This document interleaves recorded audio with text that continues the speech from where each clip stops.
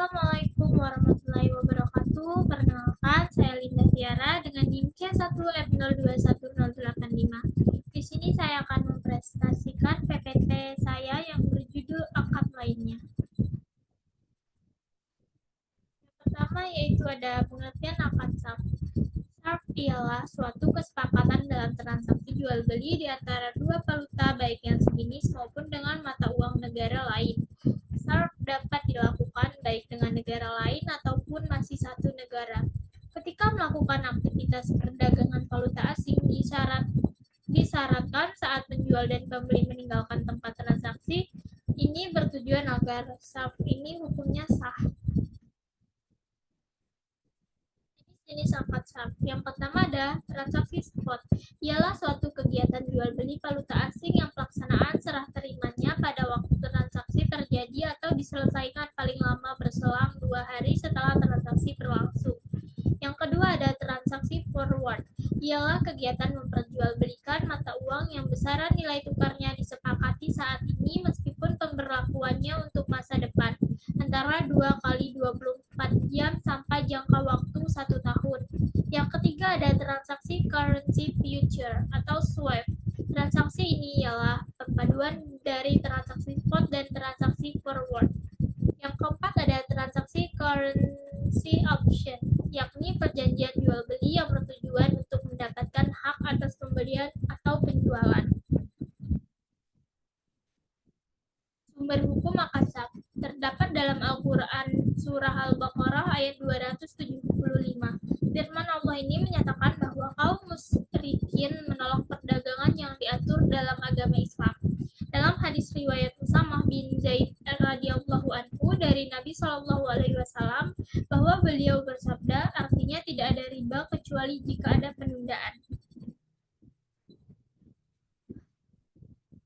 Pengertian akad wadiah. Dimaksud wadiah ialah suatu barang yang dititipkan oleh seseorang atau wakilnya kepada yang lainnya dengan harapan dijaga atau dipelihara dengan baik.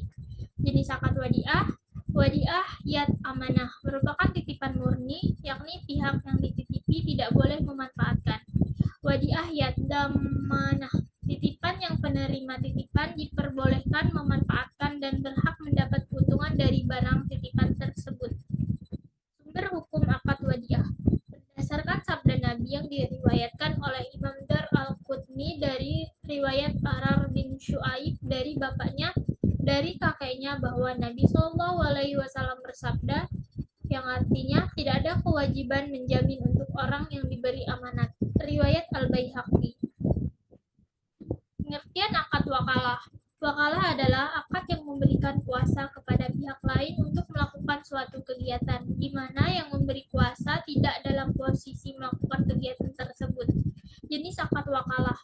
Al-wakalah al-khosoh adalah prosesi pendelegasian wewenang untuk menggantikan sebuah posisi pekerjaan yang bersifat spesifik. Wakalah al-ammah adalah prosesi pendelegasian wewenang bersifat umum tanpa adanya spesifikasi. Al-wakalah al-muqayyadah dan al-wakalah mutlaqah adalah akad di mana wewenang dan tindakan si wakil dibatasi dengan syarat-syarat tertentu. Sumber hukum akad wakalah ijma. Para ulama bersunahkan wakalah dengan alasan bahwa wakalah termasuk jenis ta'awun atau tolong-menolong atas dasar kebaikan dan takwa. Pengertian akad kafalah. Kafalah adalah jaminan dari orang yang menjamin atau pihak ketiga bisa berbentuk harta maupun jaminan diri terhadap pihak kedua yang berhubungan dengan kewajiban dan hak pihak kedua tersebut terhadap pihak lain atau bisa disebut pihak pertama. Jenis akad kafalah. Kafalah bilmal adalah pembayaran utang berupa harta. Jaminan atas diri merupakan keharusan penanggung dalam menghadirkan seseorang di depan orang lain yang memiliki hak. Sumber hukum akad kafalah dalam Quran Surah Yusuf ayat 72 adalah menjadi dasar pelaksanaan akad kafalah, yang artinya penyeru-penyeru itu berkata, kami kehilangan piala raja, dan siapa yang dapat mengembalikannya akan memperoleh bahan makanan seberat beban unta. Kemudian akad qardul hasan. Qardul hasan ialah sebagai infak di jalan Allah Subhanahu wa taala di dalam jihad dan peperangan demi menegakkan kebenaran dan bersedekah kepada seorang fakir dan miskin serta orang lain yang membutuhkan. Sumber hukum akad qardul hasan. Beberapa hadis sudah menjelaskan tentang akad qardul hasan seperti di bawah ini. Dari Abu Qatadah, wahai Rasulullah, bagaimanakah jika aku berjihad dengan jiwa dan hartaku? Aku bertempur penuh sabar demi mengharap pahala Allah dan maju terus pantang mundur. Apakah aku bisa masuk surga? Rasulullah menjawab, ya. Beliau mengatakan sebanyak 3 kali, kemudian ia bersabda, kecuali jika kamu mati dan kamu punya uang zakat hiwalah. Akad hiwalah merupakan utang yang dialihkan dari pihak yang berhutang dan akan dibayarkan oleh pihak yang bertanggung jawab. Lalu setelah uang itu semua lunas, maka yang wajib membayar kepada muhal alaih yaitu muhil, dan dengan tambahan fee yang sudah disepakati bersama di awal. Jenis akad hiwalah ditinjau dari segi objek, akad hiwalah dapat dibagi menjadi dua. Yang pertama, apabila yang dipindahkan itu merupakan hak yang menagih piutang, maka pemindahan itu disebut hiwalah al-haq, pemindahan hak atau anjak piutang. Yang kedua, apabila yang dipindahkan itu kewajiban untuk membayar utang, maka pemindahan itu disebut hawalah ad-dain atau pemindahan utang. Sumber hukum akad hiwalah. Hai orang-orang yang beriman, penuh kecuali yang akan dibacakan kepadamu. Yang demikian itu, dengan tidak menghalalkan berburu ketika kamu sedang mengerjakan haji. Sesungguhnya Allah menetapkan hukum-hukum menurut yang dikehendakinya. Quran Surah Al-Ma'idah ayat 1. Pengertian akad ran atau gadai adalah menahan barang jaminan yang bersifat materi milik si peminjam sebagai jaminan atau pinjaman yang diterimanya dan barang yang diterima tersebut bernilai ekonomi. Sumber hukumnya, jika kamu dalam perjalanan dan bermuamalah tidak secara tunai, sedang kamu tidak memperoleh seorang penulis, maka hendaklah ada barang tanggungan yang dipegang oleh yang berpiutang.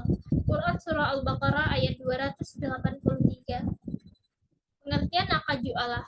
Ju'alah dapat pada pekerjaan yang sudah ditentukan atau yang belum ada kepastian bisa dikerjakan. Janji memberikan upah merupakan lazim atau wajib jika pekerjaan telah selesai dan memenuhi persyaratan. Sumber hukumnya, Allah Subhanahu wa Ta'ala menerapkan model aplikasi ju'alah pada kisah Nabi Yusuf dan saudaranya di Al-Quran, khususnya dalam surah Yusuf ayat 72.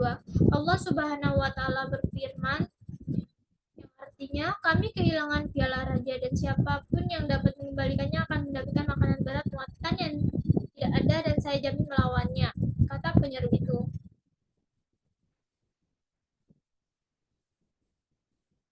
Baiklah, demikian presentasi yang dapat saya sampaikan. Saya akhiri. Wassalamualaikum warahmatullahi wabarakatuh.